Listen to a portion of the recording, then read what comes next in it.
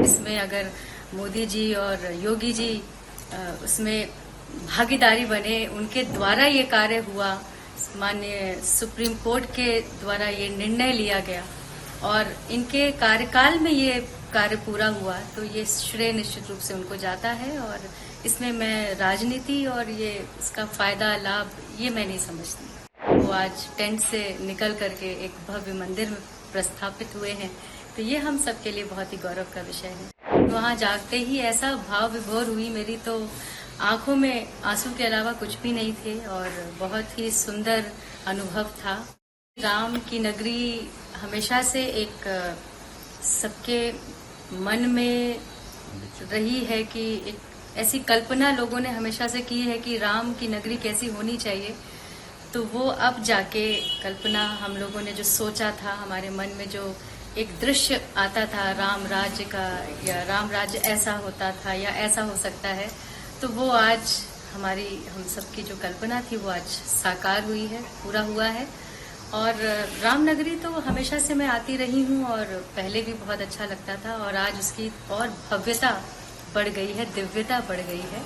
तो अपने आप में एक अलग सा माहौल यहाँ पर नजर आता है। रामनगरी एंटर होते ही राम मैं महसूस करने लगती हूँ। पहले की अपेक्षा आपकी योजनाओं काफी बदलाव, किसको श्रेय देना चाहते हैं इसका?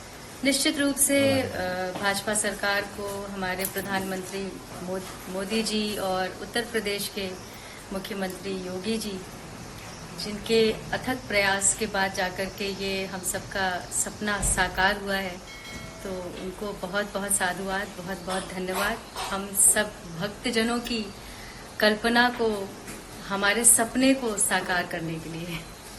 इसकी अगर बात की जाए कि अयोध्या का श्रेय योगी जी, मोदी जी को दिया है, तो कुछ लोग ये बोलते हैं, कहते हैं कि इसका श्रेय लेने के लिए राजनीतिक कोशिश की जा रही है।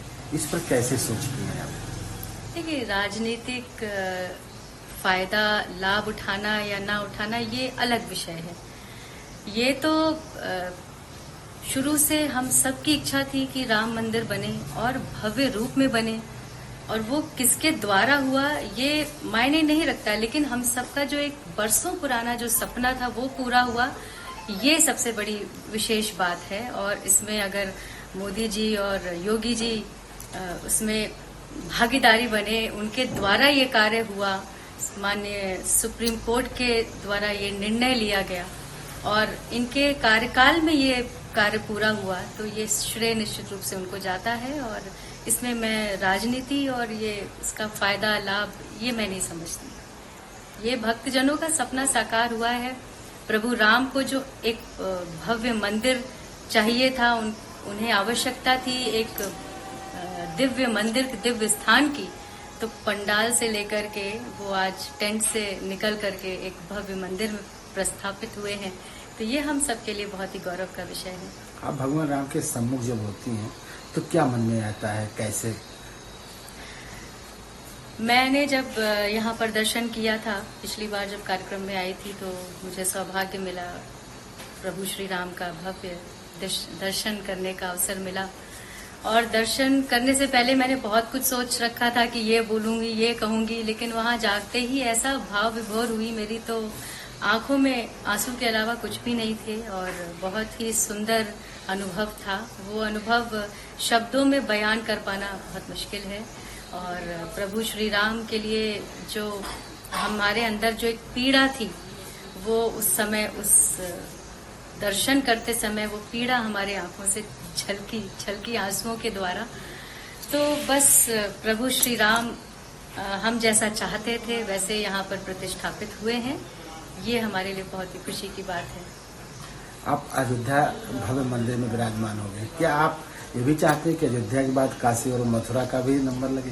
देखिए, काशी में काफी हद तक काम पूरा हुआ है और काशी कॉरिडोर बनवाया है हमारे माननीय मोदी जी ने, और उसके आगे की भी जो कार्यवाही है वो भी कार्य प्रगति पर है, चल रहा है। और उच्च न्यायालय का जो भी निर्णय होगा उस पर कार्य होगा। और इसके बाद मथुरा में भी जो हमारा कृष्ण मंदिर है, उसको भी ऐसे ही भव्य रूप में हम सब देखना चाहते हैं। कौन नहीं देखना चाहता है?